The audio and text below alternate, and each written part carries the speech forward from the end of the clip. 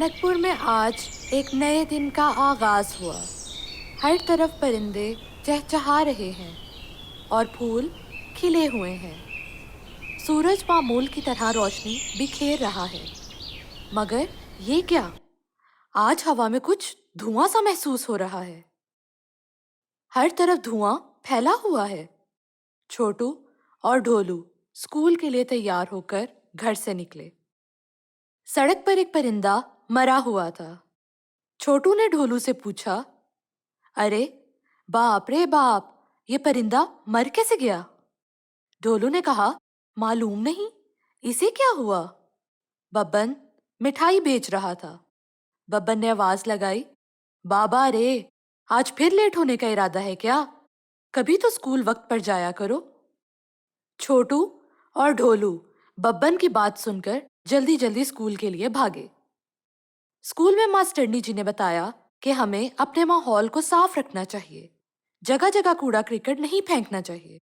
Factory मालकान को चाहिए कि धुआंधार चिमनियों को फिल्टर लगाएं ताकि माहौल साफ रह सके।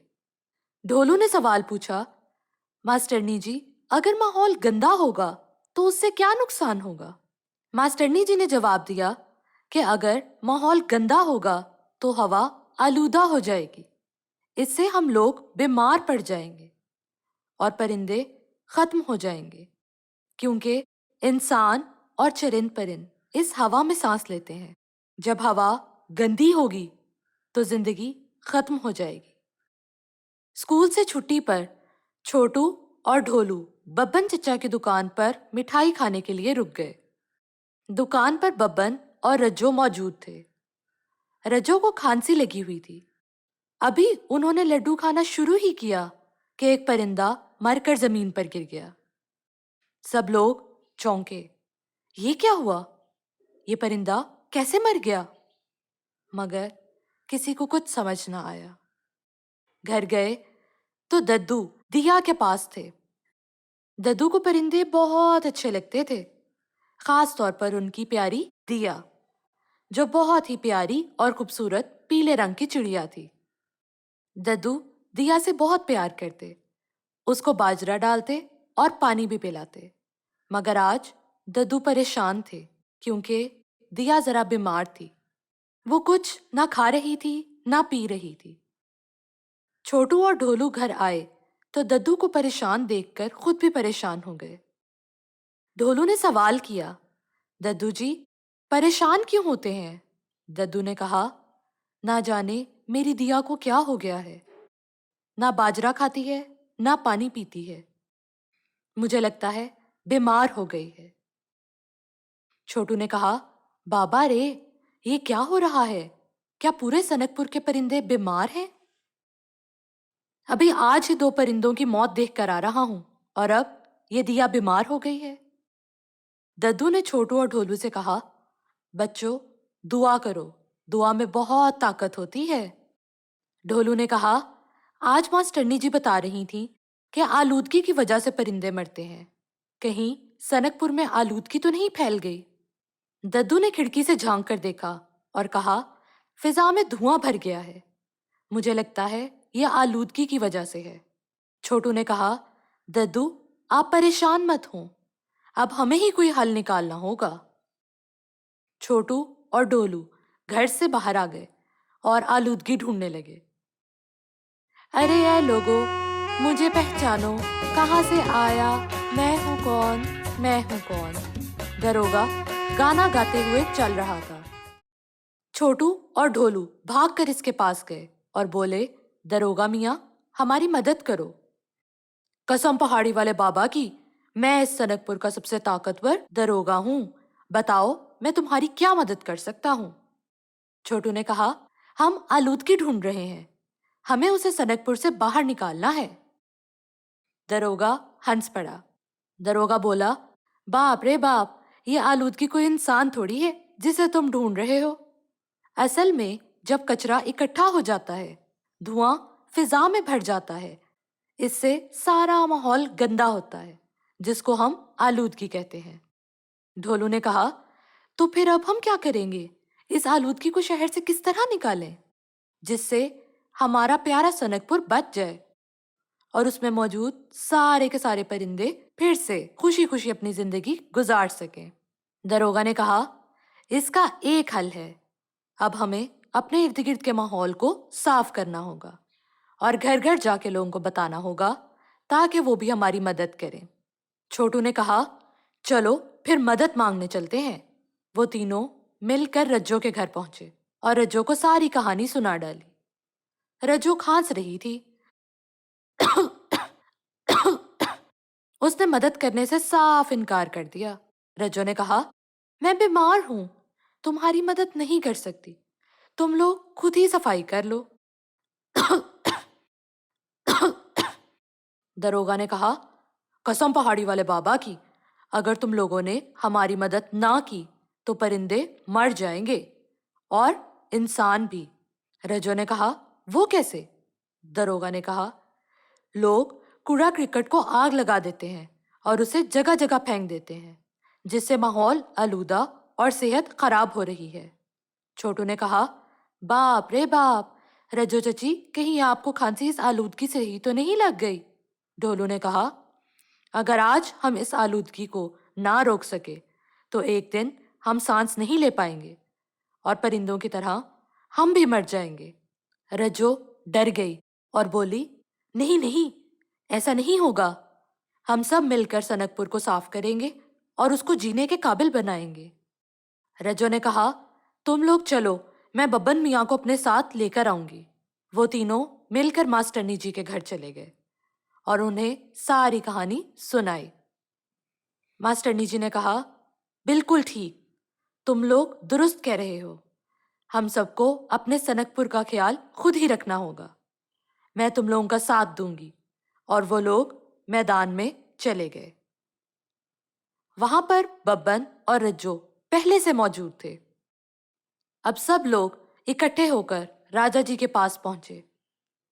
معلوم ہوا کہ رانی بیمار ہیں، جس کی وجہ سے راجا جی بہت پریشان تھے۔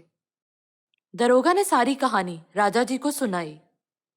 راجا جی بولے، اچھا تو یہی وجہ ہے، اس آلودگی نے رانی صاحبہ کو بیمار کر دیا ہے اور میرے سنک پور کے بہت سے پرندوں کی جان لی ہے۔ اب تو اس کا صفایا کرنا ہم پر فرض ہو گیا ہے۔ راجا جی نے کہا، کل ہم سب مل کر صفائی مہم کا آغاز کریں گے اور سنک پور کو صاف کر دیں گے۔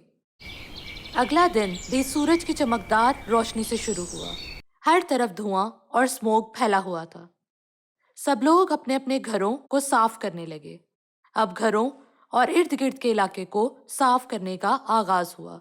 ددو، چھوٹو اور ڈھولو گھر کے بعد میدان صاف کرنے چلے گئے اور رجو ببن کے ساتھ مل کر پہلے گھر کو صاف کرنے لگی اور پھر دکان کے ارد گرد جمع کوڑا کرکٹ کو اکٹھا کرنے لگی۔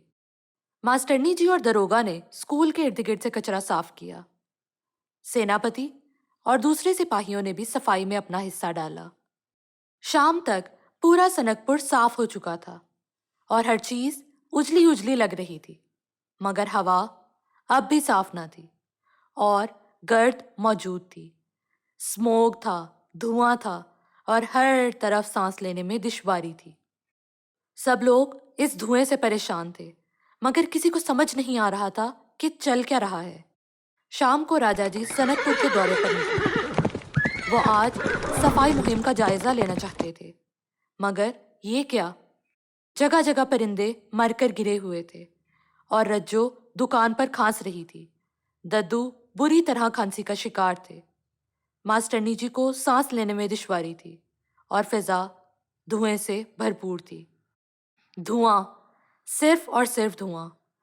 راجا جی محل گئے تو رانی کی حالت اور خراب ہو چکی تھی۔ راجا جی کو بہت زیادہ پریشانی ہوئی۔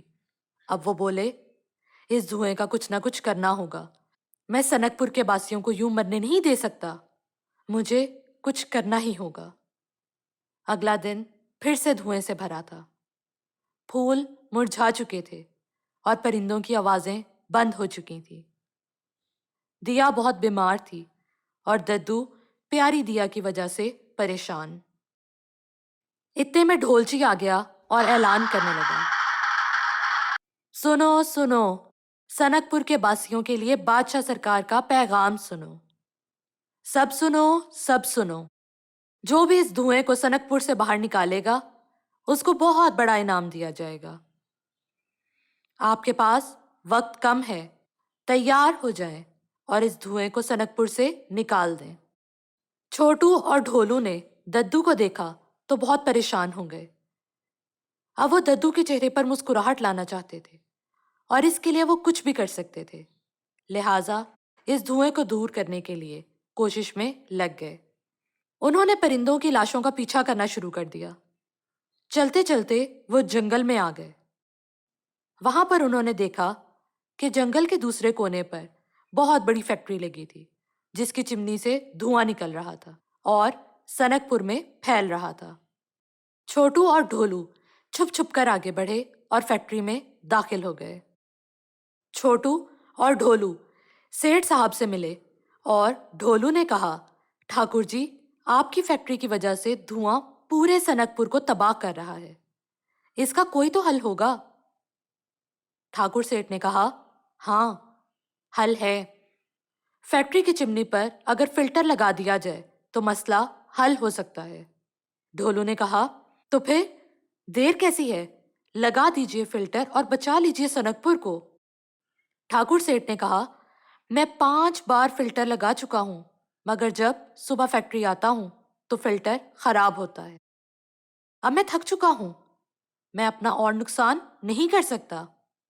ढोलू ने कहा, क्या आप सनकपुर को और हमारी प्यारी दिया को मरते हुए देखना चाहते हैं?